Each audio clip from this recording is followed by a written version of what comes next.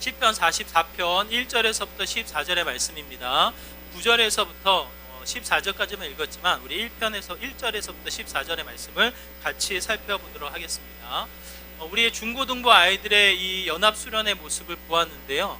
이 영상을 보시면서 혹시 이런 생각을 드신 분, 나도 저런 때가 있었는데 뭐 이런 생각이 드신 분 계시나요? 그런 분들은 이미 시간이 많이 지나신 분들이고, 그런 생각이 없는 분들은 오늘을 더 즐겁게, 오늘을 더 성실히 사는 분들이 아닐까 싶어요. 우리의 이 생각들을 잠시 생각해 보시기 바라요. 과거를 생각했을 때 어떠한 마음이 듭니까? 그냥 예전의 과거를 그리워하며 과거에 대한 미련이 있는 분들은 이미 시간이 많이 지난 분들이죠. 과거가 그렇게 많은 생각을 가지고 있지 않다면, 과거에 대한 추억이나 과거에 대한 생각이 없다면 오늘을 살아가는 분들이십니다. 아직 나이가 좀 어리거나 오늘에 해야 할 일들, 오늘의 일들이 많기 때문에 오늘을 살아가는 분들이 많지 않을까 싶습니다. 시대의 특징상, 시대의 흐름상 우리가 생각해 보면 과거, 현재, 미래에 언제 이 핵심을 두고 있냐면, 현재, 쉽게 이야기하면 오늘을 살아가는데 에너지를 많이 쓰고 있는 시대의 모습이 아닌가 싶어요. 우리 어르신들, 저부터도 마찬가지입니다. 저부터도 어쩔 수 없이 오늘을 살지만, 오늘을 산다고 했을 때 내일이 부담스럽거든요. 내일에 해야 할 일, 내가 해야 될 이 여러 가지 이 학교나 진학이나 어떠한 취업의 일들, 이런 것들을 그리며 내일을 준비하며 살아가는 게 이 부담이었다면, 오늘은 어떻습니까? 오늘 시대의 아이들의 모습은 어때요? 미래를 꿈을 꿀 수 있습니까? 미래에 대한 비전을 갖고 있습니까?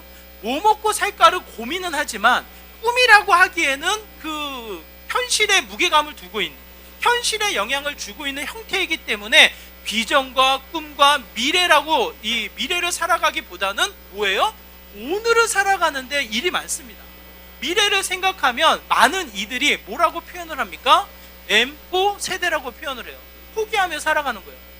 저 때만 해도 그냥 무슨 일을 할까, 어떤 일을 하면 평생 직장으로 그래도 좀 살아남을 수 있을까, 뭐 이런 기대감을 가지고 미래를 준비하는 삶이었다면, 지금은 뭡니까? 취업을 준비하며 비전과 꿈을 키우기보다는 오늘을 살아가는 형태가 많다라는 거예요. 그러면서 또 한번 우리가 이 시대를 살아갈 때 성경은 우리에게 무엇을 이야기하는가?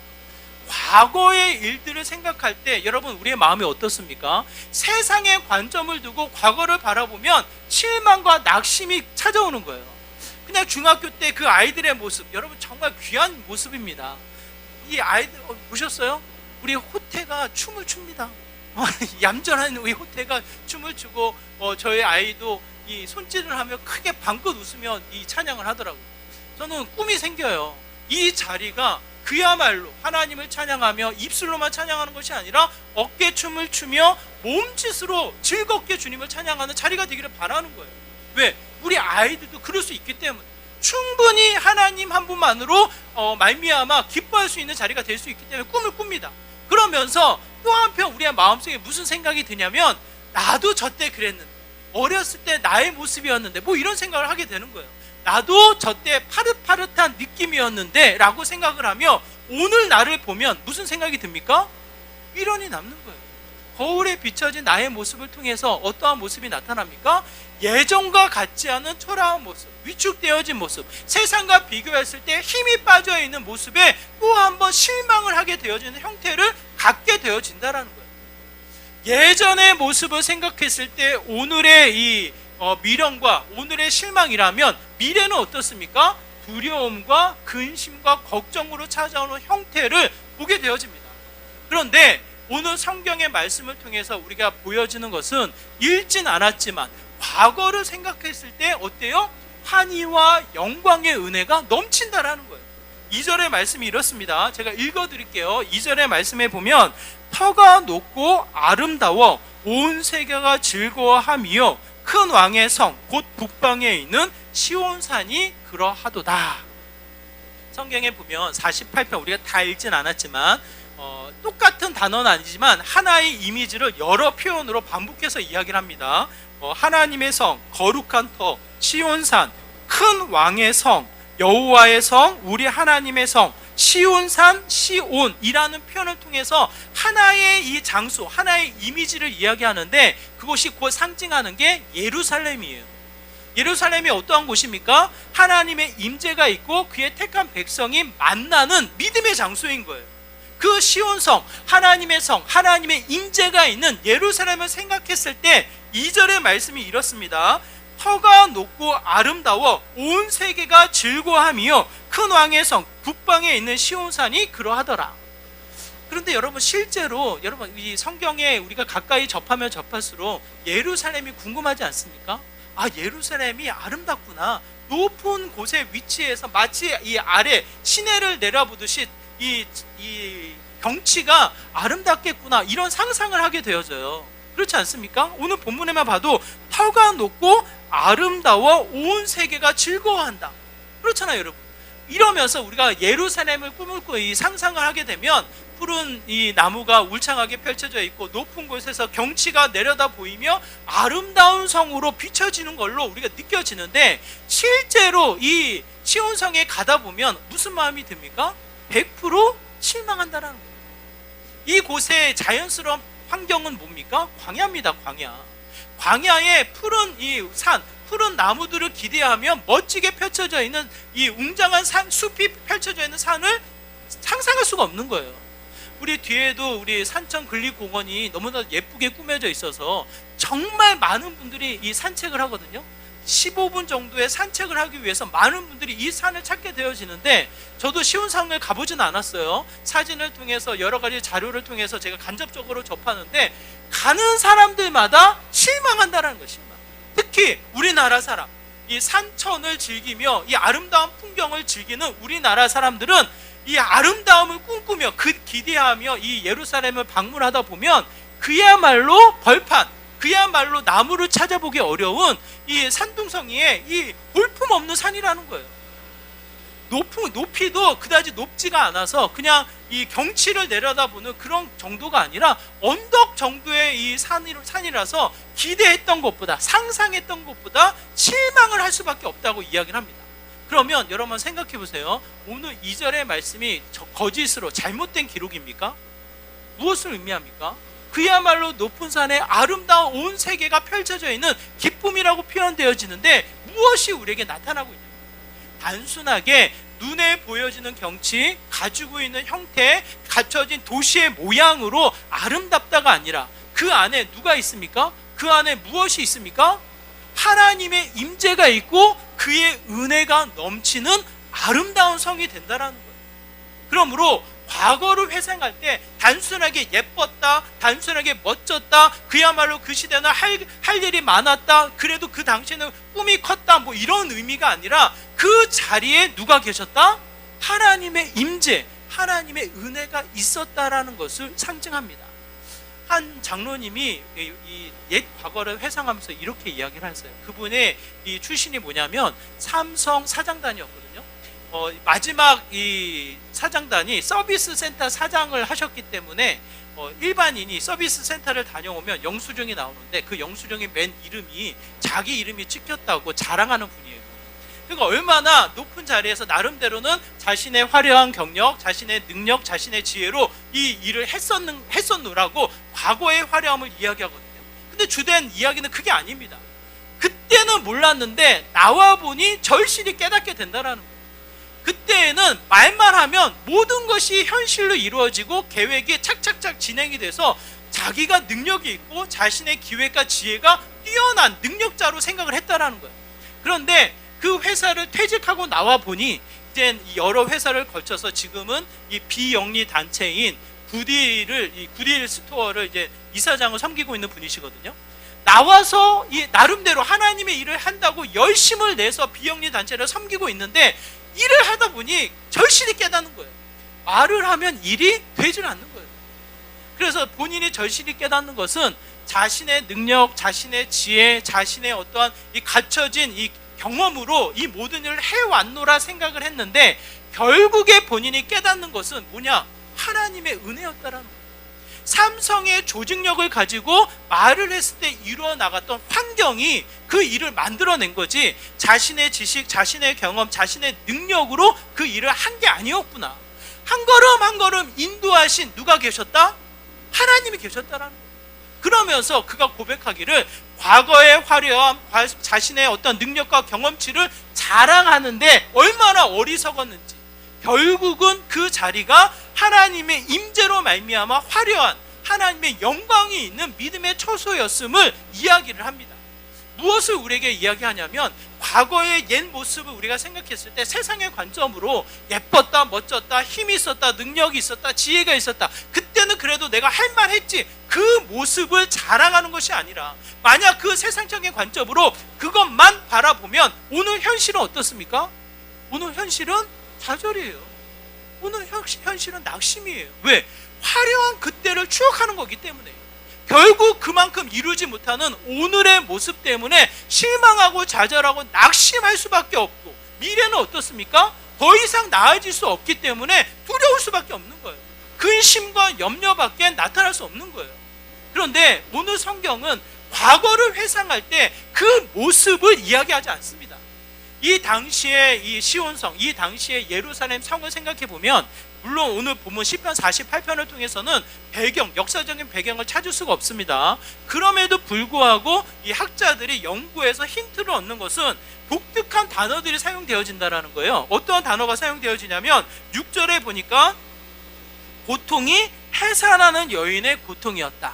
그 예루살렘 상황을 이야기하기를 여인의 해산하는 고통을 상징적으로 표현하는 거예요. 7절에 보니까 다시스의 배가 붕괴되는, 다시스의 배가 풍랑을 맞이해서 침몰하는 형태를 보여주고 있는데, 이러한 특별한 사건, 이 특별한 이 단어들이 한 시대를 이야기하는데, 그 시대가 히스기야 왕 시대의 일이었다라는 거예요. 그래서 어쩌면 이 시편 48편이 그 시대 상황을 보여주는 것이 아닌가, 이렇게 학자들이 연구를 합니다. 그 당시의 상황의 예루살렘을 우리가 생각해 보면 화려하고 멋지고 영광스럽다? 그런가요, 안 그런가요?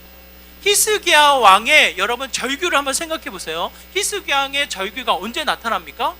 블레셋 사람들이 쳐들어올 때, 그야말로 북유다가 북이스라엘이 멸망을 하고 남유다가 위협을 당한 상황 속에 놓여 있는 거예요.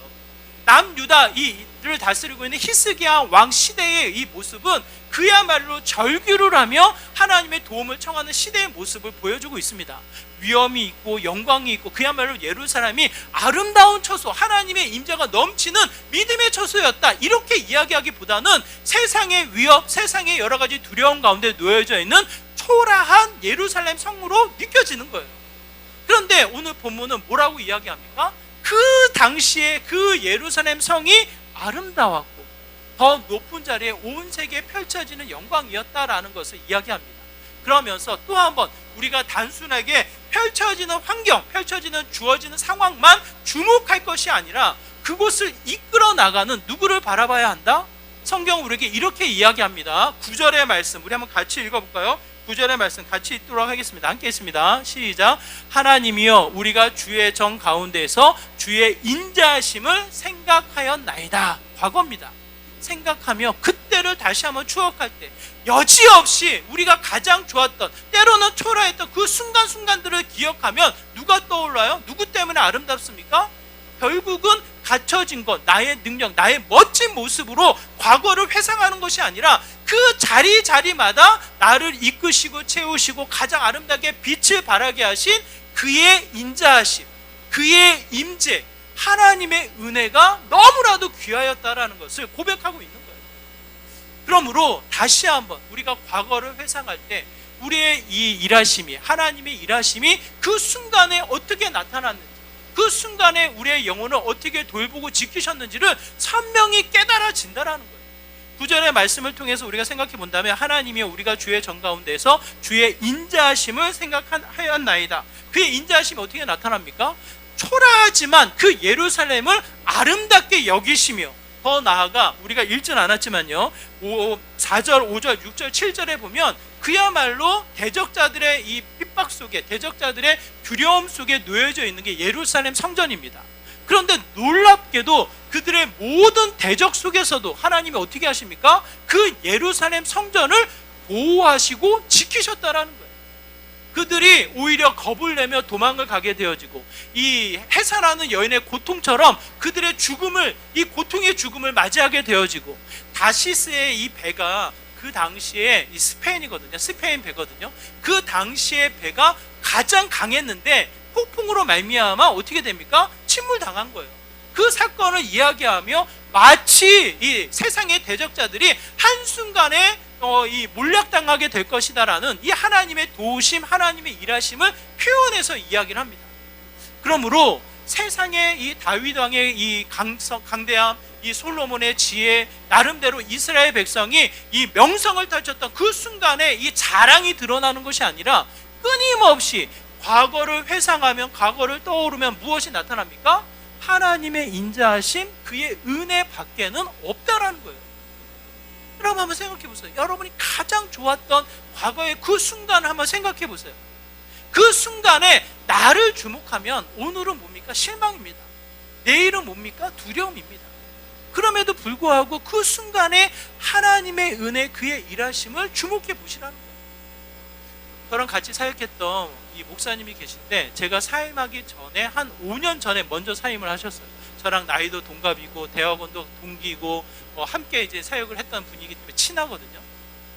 그분이 저보다 공부를 잘했습니다. 그래서 그분이 미국으로 유학을 가려고 했어요. 그래서 5년 전에 먼저 사임을 하고 유학 준비를 했거든요. 미국으로 유학 준비를 하는, 아무런 이 비자를 받는데 아무런 이 방해의 요소가 없었어요. 이 조건을 따져보면 비자가 당연히 나와야 하는데 비자가 안 나오는 거예요.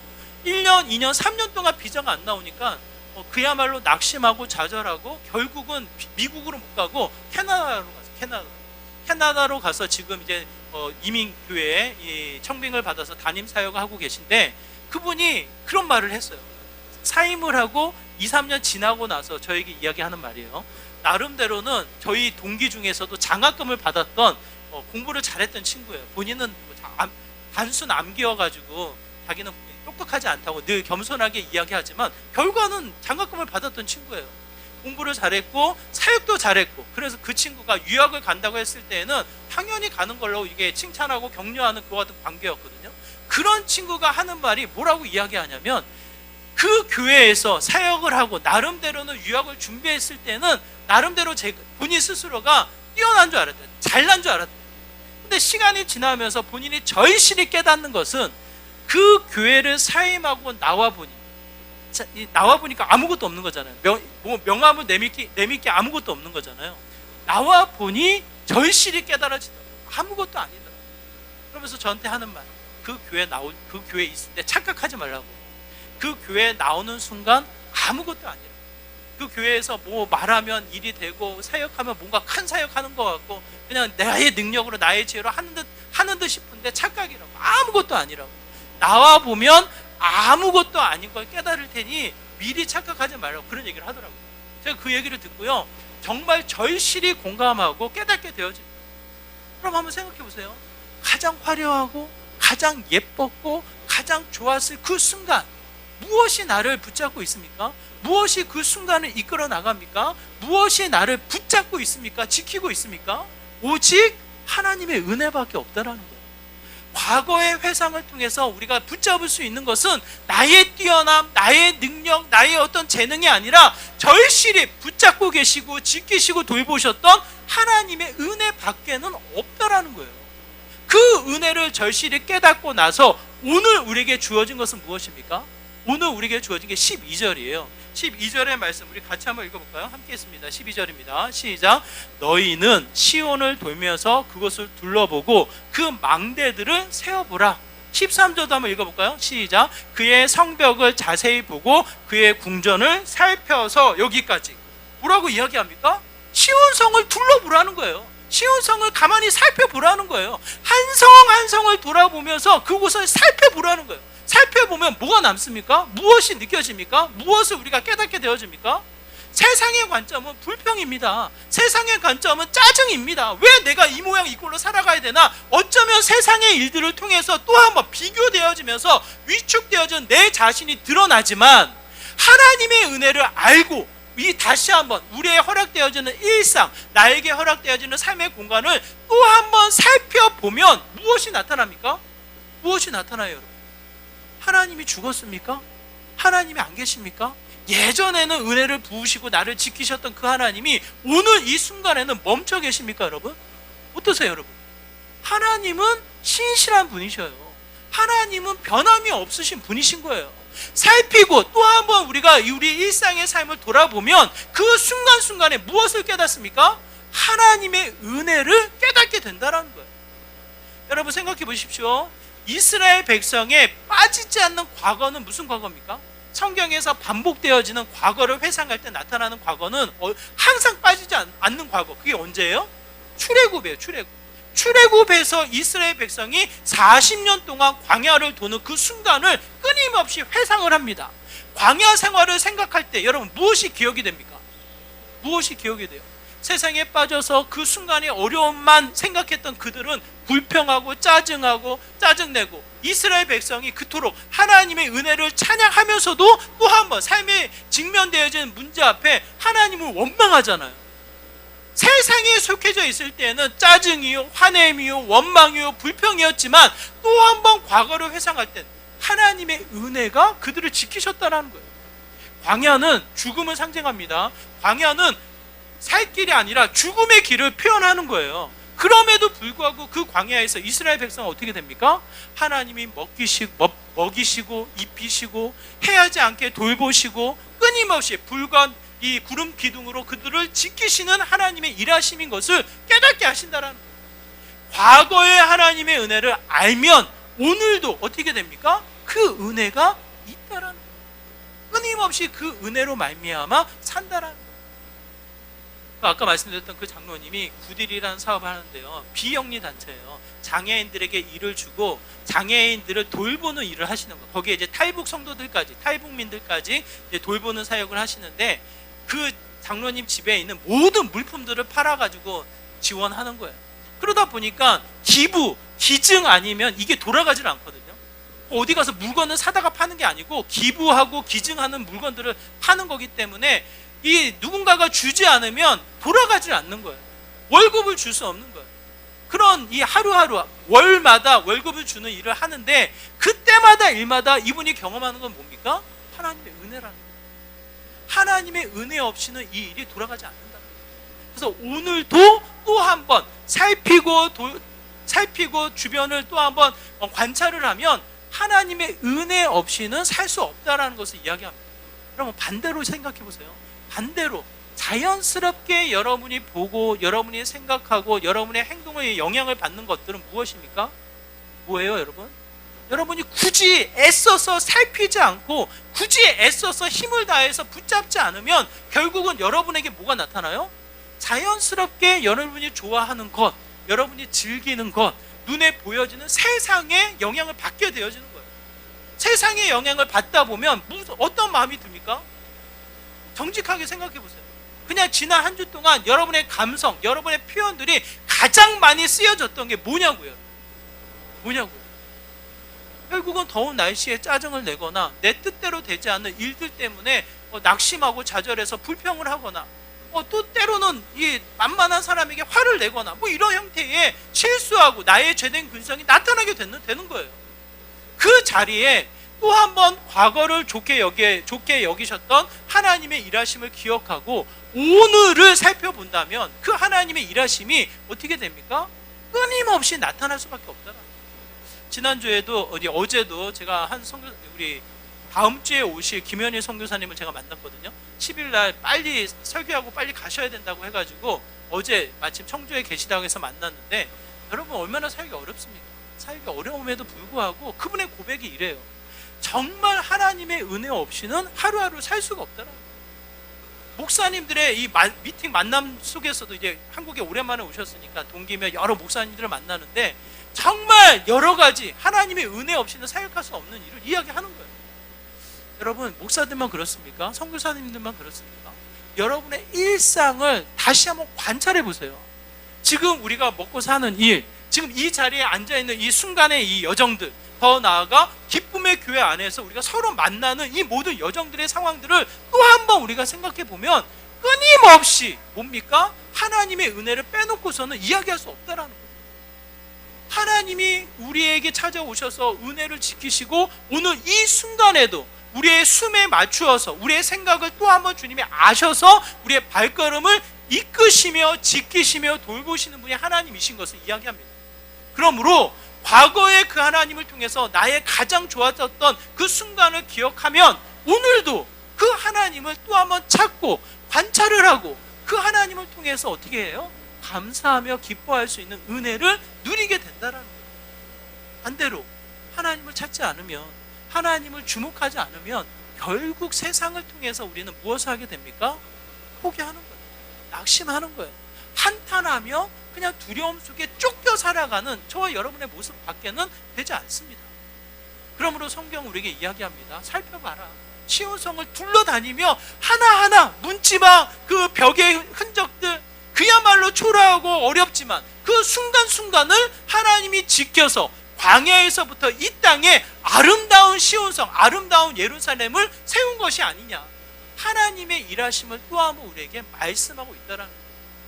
가정의 흔적도 한번 생각해 보세요. 하나님이 뜻하셔서 가정을 세우셨습니다. 그 가정을 통해서 자녀를 허락하셨습니다. 그 안에 하나님의 사랑의 열매가 있습니까? 없습니까? 있어요, 없어요? 우리 전진욱 집사님만 있다고 크게 외치시네. 다른 분들은 없는 거야.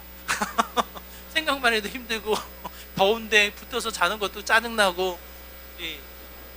왜 그런 게 없습니까? 저도 그래요. 저도 아내와 늘 친하지만 요즘은 한 침대에 있는 게 얼마나 힘듭니까? 더워가지고 에어컨을 켜지 않으면 그야말로 짜증이 나니까. 좀만 살이다, 특히 저는 살 따는 거 굉장히 예민한 편이거든요. 우리 아내님은 장난이 심해가지고 일부러 살을 막 붙이는 간지럼 태우는 스타일이고, 저는 그게 너무 짜증이 나는 스타일. 목사님도 짜증을 냅니다. 그리고 간지럼 많이 타면요 정말 짜증나요. 제가 전에도 얘기했죠. 제가 이 고등학교 때까지, 초등학교 때부터 고등학교 때까지 5번 정도 제가 싸웠는데 5번 정도 싸운 게 다 뭐랑 얽혀 있는 줄 아세요? 네? 간지럼이랑 얽혀 있어요. 그런데 그걸 맨날 이 시비를 거는 거예요. 우리 아내님께서. 이 더운 날씨 얼마나 짜증이. 물론 화가 나지만 그럼에도 불구하고 여러 가지 형태의 이 상황은 짜증 날 수 있는 일들이 많지만 가만히 생각해 보세요. 이 돕는 배필로 나의 이 갈비뼈를 빼서 하나님이 어떻게 해요? 살을 붙이셔서 홀로 있는 것이 외로워 보여 짝을 만드시고, 그 짝을 통해서 가정을 이루게 하시고, 가정을 이루게 하셔서 더 나아가 하나님 나라가 세워지는 은혜를 허락하셨다는 거예요. 소중한 가치죠. 그러므로 여러 가지 부딪혀서 너무나도 잘 알아서 때로는 맞지 않아서 여러 가지 불평이 있지만 또 한 번 지금 이 순간에 하나님의 일하심의 은혜를 살피며 관찰하며 무엇을 찾아야 합니까?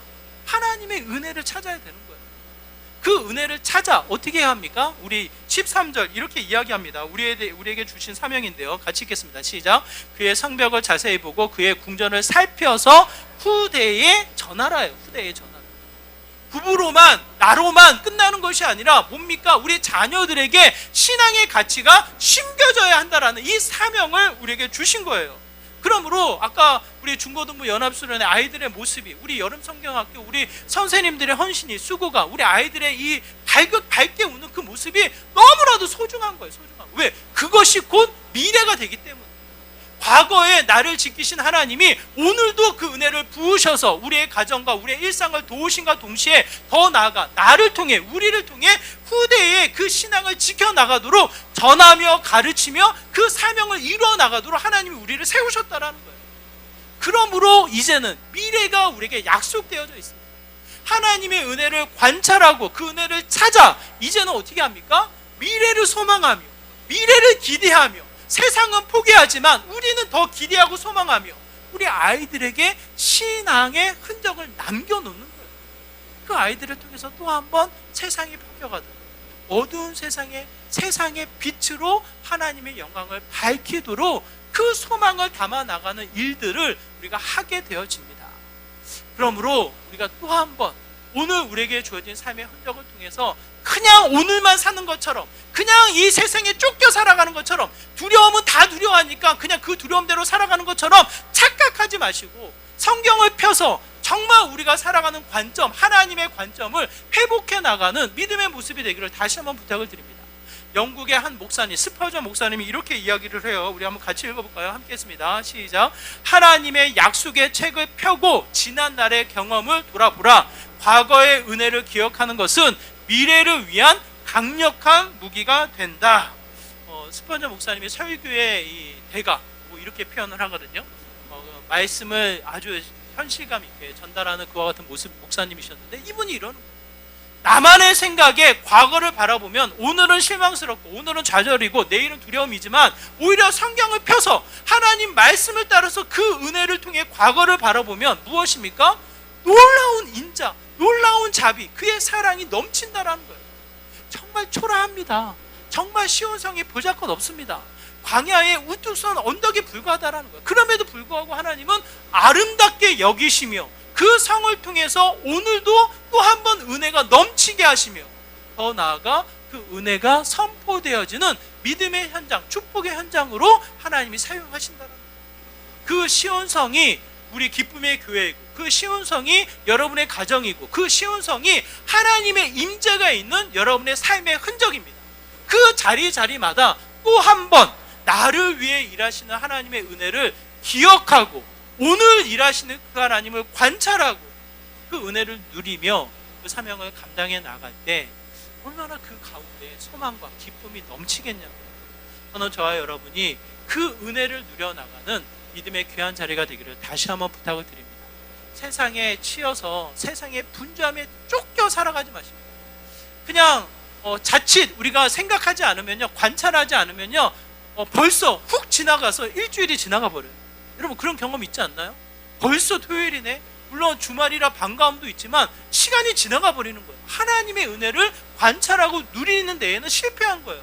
시간이 빨리 간 건 있지만, 그럼에도 불구하고 다시 한번 우리가 기억해야 할 것은 하나님의 은혜가 오늘도 일하신다라는 거예요. 우리 가정을 지키신다라는 거예요. 더 나아가 나의 영혼을 위해서 하나님이 일하신다라는 거예요. 그 은혜를 깨달으시고 또 한 번 우리 후대를 향한, 다음 세대를 향한, 미래를 향한 그 은혜를 지켜나가는 저와 여러분의 삶의 모습이 되어야 하겠습니다. 하나님의 은혜에 과거를 통해서 기억하시고, 오늘을 통해서 관찰하시고, 내일을 통해서 또 한 번 가르치고 전파하고 지켜나가는 저와 여러분의 삶을 통해서 하나님의 나라, 하나님의 뜻이 펼쳐지는 믿음의 귀한 삶 되시기를 주님의 이름으로 축원합니다. 우리 말씀을 기억하면서 함께 기도하기 원해요. 하나님, 세상에 쫓겨 살아가는 것이 아니라 하나님의 은혜를 통해서 또 한 번 누리며 전하며 그 은혜를 가르치는 믿음의 삶이 되기를 소망합니다. 알게 하시고 오늘을 통해서 관찰케 하여 주시고, 더 나아가 후대를 통해, 다음 세대를 통해 세워나가는 믿음의 귀한 모습이 되게 하여 주시옵소서라고 이와 같은 마음으로 함께 기도하며 나오도록 하겠습니다. 기도합니다.